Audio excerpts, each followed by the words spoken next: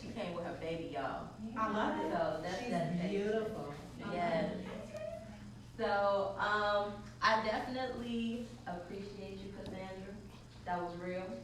That was raw. And that's the tone for the day. Yeah. The realness. Man. Look, I'm excited. I'm getting goosebumps because you're not gonna get anything but real. So we are all working mothers. We are, and so we have to balance a lot. So wearing those different hats, that was just an introduction to what it's gonna take. So that brings me to my next presenter, Catherine McNeil. She's the owner of two businesses, correct me if I'm wrong, LLC, and a not-for-profit called CHBM Services LLC, which is what she's representing today. But she also runs a page called A Mother's Love. She's the bomb.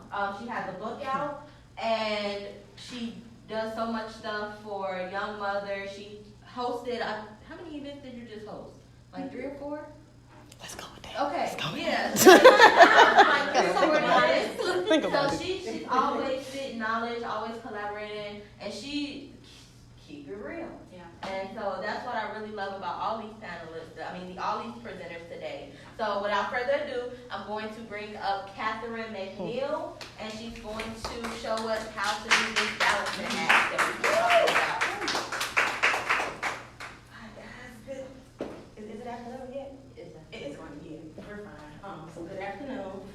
I'm not being rude. I have my PowerPoint here just in case we have some type of technical difficulty, so I can make sure that I don't miss a point. Thank you so much, Jade, for having me here. I'm Catherine McNeil. I am the owner of CHBM Services LLC. CHBM Services LLC provides affordable career development, right? So in layman's terms, that's your resume writing, your coaching, your LinkedIn profile building, and everything in that range. I also have a L3C, which is CHBM Services Development Programming. That it's through that entity that we host the free career development workshops for single moms. I am launching a not-for-profit called Single Mothers Navigating Parenting, Careers, and Entrepreneurship, Inc. That will support the initiatives of the L3C, and I have a book called A Mother's Love, 31 Days of Affirmations for Single Moms. So you might see a bit of a trend here. Single moms are my niche. I have a passion for it. I have been for quite some time. I have a 19, a soon-to-be 17, and a 3-year-old son, and my oldest 2 are girls. I have a very interesting and tenured story as well. I was that kid that graduated with honors. I went away to Penn State. I wasn't that good that I had the full scholarships, but I was going to a Big Ten school. I was majoring in computer engineering, and the rest of my life was pretty much set. Came back home after my freshman year to, the love of my life, and the father of my 2 oldest daughters got pregnant. My dad made me make a decision. He was like, I will pay for you to go to school, but you'll have to give me a child. So he basically left me with to choose the kid or choose your education. Clearly, I told you I have a 19-year-old, so you know what my choice was. That road was hard. That road was very, very hard, and it still is hard. It took me 10 years to finish my bachelor's, and then I immediately turned around and completed my master's in IO psychology. And it was me going through all of that transition where I learned a lot about myself. My kids grew me tremendously, and my IO Psych program, if none of you are familiar with that, so we are the people that create the career profiles and all the job descriptions and all of that wonderful stuff. So we sit in the HR space, and we balance between the psychology of business and organization, but the focus is that people piece too, right? So today I sit in a seat where I am in HR for one of the parent companies, for the parent company of one of the gas companies here. I travel a lot. I do a lot. I handle all of the leadership development. So my foot, I'm 1 foot in corporate America, I'm 1 foot in entrepreneurship, but I agree with everything that Cassandra said. The reason why I'm still in corporate America is because I am consistently learning in my environment. Leadership development is not my niche. So every day that I go to work, I have the opportunity to grow and learn a completely different vein, and I get paid for it, right? So to her point, everything that I'm learning, I bring right on back out to the world for my mom, right? And fortunately, We need you. and fortunately enough, I am supported in that endeavor. So let's talk about this career development.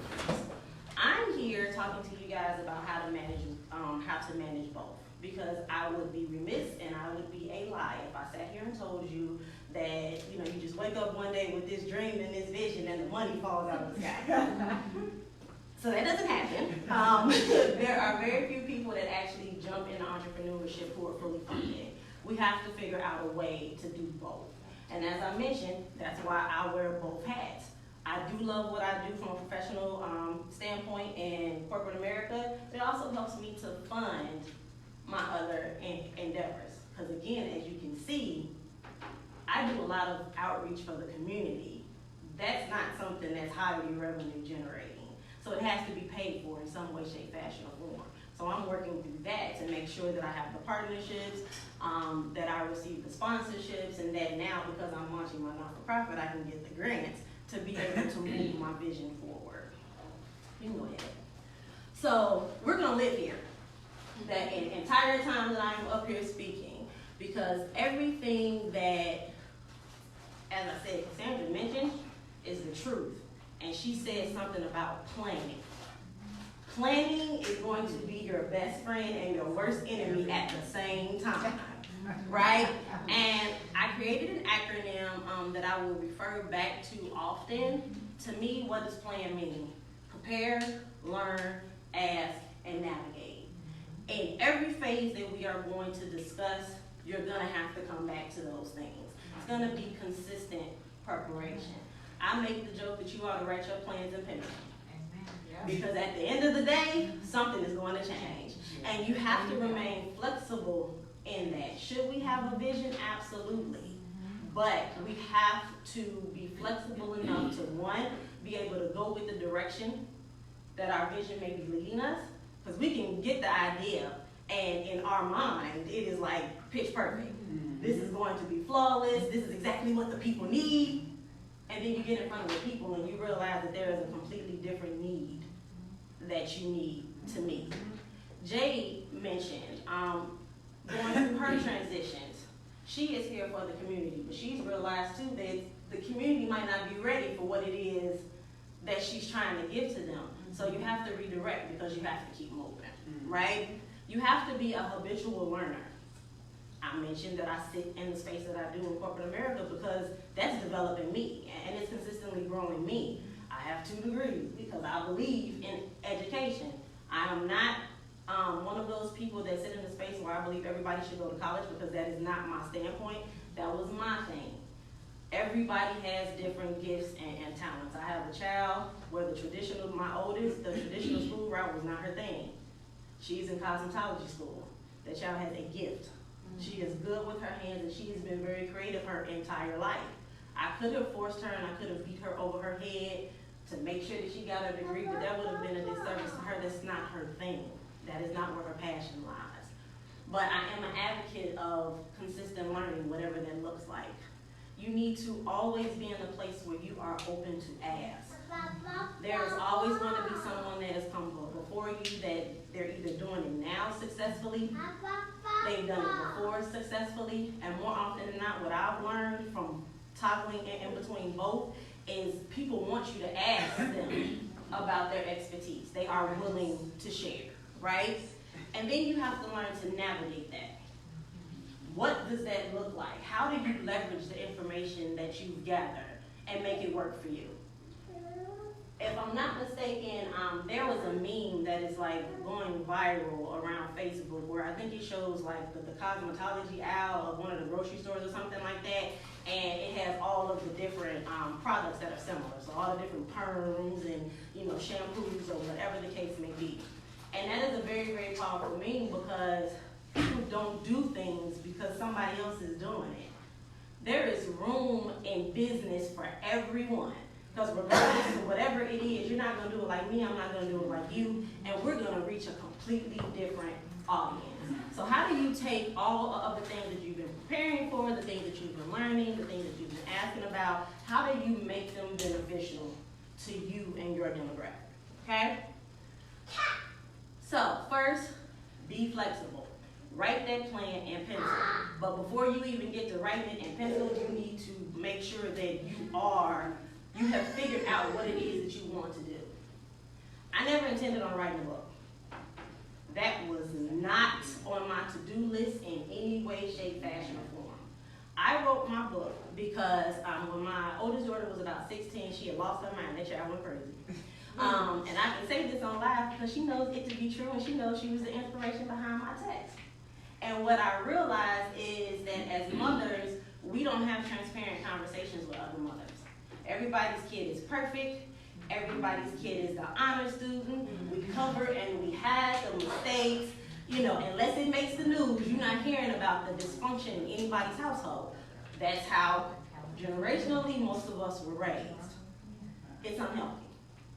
Now, I'm not saying you get on Facebook and you tell everybody your deepest, darkest secrets, but there are women out here that are struggling with the bare bones basics of parenthood and think that they're failing when in fact they're just actually going through the motions of parenthood. So because of what I was going through with my daughter, I sat down and wrote out the book, the 31 days that are each dedicated to something that we experience. Be it the financial struggle, be it the not putting yourself first, be it the imperfect relationships with dad or whoever it is, and everything ends in some type of positive affirmation and support. Because at the end of the day, you can get through it. You just can't give up. And I wanted moms to know that they're not alone. There is nothing that is in those 31 days, be it from a new mom to a seasoned mom, that a mother has not experienced in some way, shape, fashion, or form.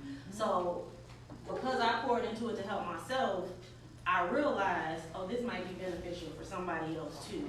And I tied the two. But where I found myself was, the book had nothing to do with CHBM service.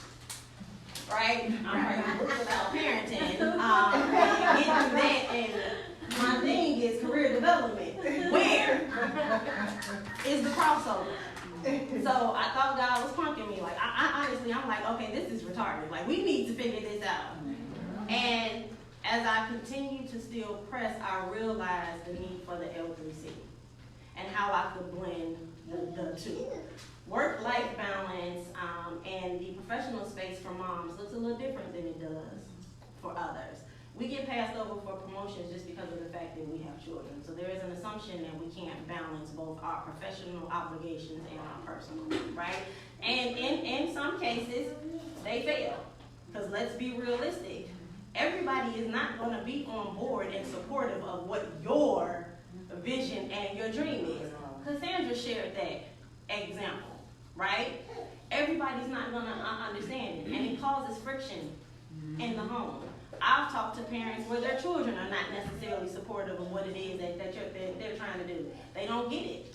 So the first thing that we have to do in regards to that, and I'm kind of moving into the be intentional, is you need to have the conversations with those people closest to you so that you can realize where everybody needs to sit. Because there are certain buses that everybody's not going to be able to get on. And it's not personal. And you have to be okay with that. I think I've lost more of my close relationships during this entrepreneurial role than I probably have over my near 40 years. And it's okay. It is completely okay. No hard feelings, no ill will. But one thing that you have to do is you have to be intentional with your time, your energy, your resources, and your relationships. Entrepreneurship is hard. Parenting is hard. You have surround yourself consistently with people who are going to pour positively into you, as well as who you can pour positively into. No draining energy, no money drains, no mental drains. You have to seriously get rid of that, right? I've lost friendships. Cassandra sacrificed her relationship. Some people will move away from children. There's no cap. You have to do what's best for what it is that you're trying to do. Resources. I started talking about the fact that I sit in both veins. The money does not fall from the sky. I applaud the individuals who can take that leap and just leave corporate America and take off running. Oh, I applaud them. That is not my testimony. And truthfully, just because of the fact that I've been in the workforce long enough, I've learned to only give my time to things that make me happy and consistently teach me.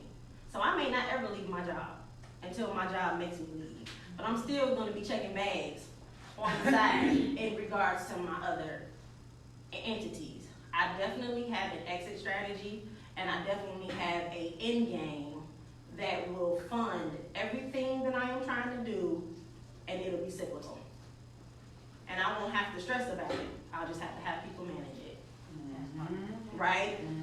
But that's me now being intentional in the relationships that I'm building, right? That's me now already having the real estate partnerships that I need, right? That's me now expending that energy, writing out that plan. I put it on the computer so it's not a pencil, but that thing is editable, right? Be resilient. I put in my mind 37 times a day, literally, right? Because it's hard. And no one has the conversations with you about how hard and how lonely this is. It's lonely because, again, no one is going to understand what it is that you're trying to do. You got to make a decision between hosting this event and paying your rent to keep a roof over your head, and your kids looking at you crazy like, seriously? We're doing this for the single mothers? You know we're going to be in a shelter? Man. You have to trust the vision. You have to be dedicated. You have to write it down because you're going to have to remind yourself consistently of why it is that you started and what it is that you're doing. My screensaver on my phone, my external screensaver is my vision board. My internal screensaver is my book, right? Because all these things are the things that are important to me and that truly matter to me. So I need to keep those things top of mind. Every day, on my calendar, my goals for the year pop up without fail. Because again, I have to consistently be reminded of the why and the what, right? This one is a big one. In your planning process, plan to fail. Plan to fail. Build it into your plan because it is not an if, it is a when.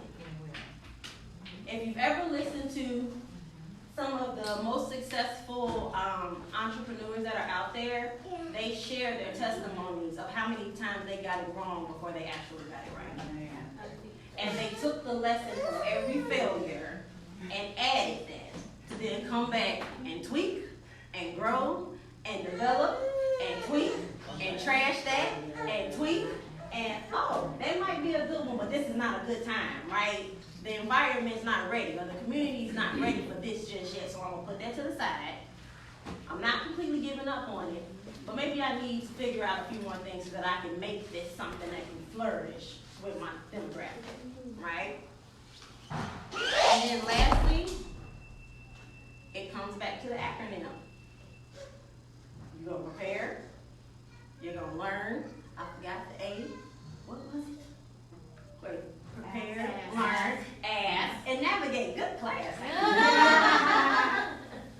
And you repeat throughout the entire process. And success is inevitable. You guys have any questions? Good? Yes, ma'am. You have books, you say? Mm-hmm. Okay. Could you tell us about the book? Sure. So, A Mother's Love, 31 Days of Affirmation for Single Moms is basically just that. Each day is dedicated to something that we go through as mothers. So I have two days that are dedicated to the relationship with Dad. I don't male bash in any way, shape, fashion, or form. So although it's dedicated to Dad, it's about you and you owning and addressing the relationship that may have failed or didn't go the way that you wanted to, and you being in that. I might have 2 or 3 days that are dedicated to Dad, because in some way, shape, fashion, or form, we always find ourselves coming up short. One of the days is specifically dedicated to Mother's Day, because the thing that we consistently do as moms is put ourselves last, and we do not do well with self-care in any way, shape, fashion, or form. You cannot pour out of an empty cup. People try it, and then you see relationships strain or kids being abused and things along those lines. You have to prioritize yourself and make sure that you are in a healthy space to be able to be where the children want to be. And then there are just like random other days. It's one about school fees. That's how it starts. But it ends in encouragement from that standpoint. Because the point that I want to get across is, regardless to whatever it is that we go through as a mom, we do have to put ourselves first, and we're not failing just because we're not looking like the Joneses. So that's basically, that's what it's about. Yes, ma'am. I hear that you say that mothers are to put themselves first, right? Mm-hmm. How do you feel? Because, you know, I had a circle when I was growing up, all my friends had kids first. And because I didn't have kids before them, and I would say, hey, you know, you have to put yourself first. And it would be an argument. No, my kids are first, my kids are first. And I'm just like, well, everybody kids is first. I said, but as a mother, if you don't put yourself first, how can you give strength for them? So I'm wondering, like, with these programs that you have, do you kind of teach women how, you know, and then also, like, you know, women think, oh, I'm gonna put my kid for the dad, or the kids is first. But when people don't realize that the family is first. So no matter who you feed first, everybody's first. So it's kind of like, you know, do you kind of, I don't know, like what your outcome is like as people intaking and saying put yourself first. Because some women be like, no, I'm going to put my kids first. I'm not going to get dressed. I'm not going to wear this because I'm going to put on my kids first. And it's like, well, how do you feel beautiful if both of you guys are beautiful? So you asked 2 very loaded questions. Sorry. No, you're fine. I stayed, so there was some Facebook battle that's going on with the who do you feed first. I leave each household to do what they feel is right for their household. From a biblical standpoint, it's God, husband, Right. and Yeah. family. Okay. Everybody doesn't Yes. believe in that, and it's not about you're actually putting him first. It's training your children to respect the head of the household. Okay. But everybody doesn't believe that way. Okay. So to each his own, Right. I stay out of that conversation. Right. But in regards to self-care, you cannot do what is needed for your kids. Like, we are our children's first teachers. Right. So if we're teaching, especially our daughters, to sacrifice ourselves for the good of everybody else, Right. then that becomes an adult lesson. And then our children end up being in relationships where they're not getting their needs met, they're pouring into other people. So it's kind of a bigger picture there. Right. There has to be a balance. One of my pet peeves is to see moms that are dressed to the nine and their children look homeless. Right. Right? So we're not talking about those type of extremes or that type of self-care. Right. It is an emotional well-being that has to be tended to. Exactly. Period. And everything else just comes because I used to not ever shop for my children. Shop for myself. I would always shop for my children. And I had to intentionally get to the point where you're doing everything for them that you need to do for them. It's okay to take care of you. Right? It's fine. You don't do the financial piece at the risk of your children suffering. But from an emotional standpoint, mom has to have a quiet place in the house. Right. She has to be able to get her mind together when she's shifting from working for somebody else, or she's shifting from working on this dream for the good of the family, Right. and she's coming into parenting.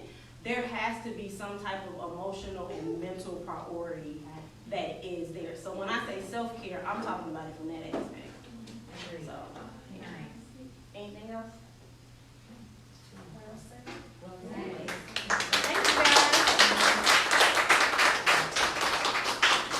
Wait, I'm a little late, sorry. Oh, I'm late to the party, y'all. So, with you, I just wanted to let you know, she and you are a lot alike, and she's a planner, and she helps me organize my thoughts. Okay. So, we need planners, bad. Entrepreneurs need planners. Absolutely. We need to stick side by side. I agree wholeheartedly, because it's easy to get distracted. Right, Very much exactly. so. And it's easy to get caught up in your thoughts. Yes, it is. And somebody has to be that trusted That person. person, Like, this yes. is crazy, that's not gonna work. Exactly. Right. So, So, to that point, she was the first person that I reached out to when I first started to come up with this idea Smart. in general. So the first time I came to Catherine was I had an idea for an event that we did in February. And she was like, oh, okay, I got this. Because I asked her, can you put me in a group of, in a room with 15 people so I can come talk about insurance? She's like, oh, okay. And she just put this whole event together. We was talking about real estate and finance. We were. It was very similar. So when this didn't start out as it was. I wrote it in pen, but she told me I started over and I made it into what it was today. And it's a great event. Look at the people that's come, look at who's here, and everybody's here who's meant to be here. So I'm so thankful for you guys to come. And Catherine just don't know. She is